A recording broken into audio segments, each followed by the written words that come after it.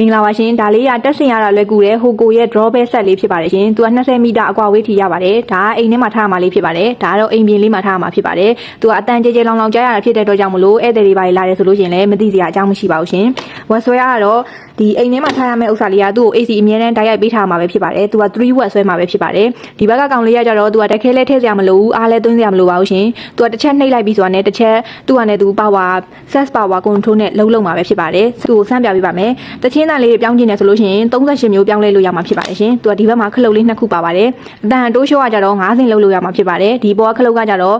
ဘဲအတန်လေးပြောင်းရတဲ့ခလုတ်ဖြစ်ပါတယ်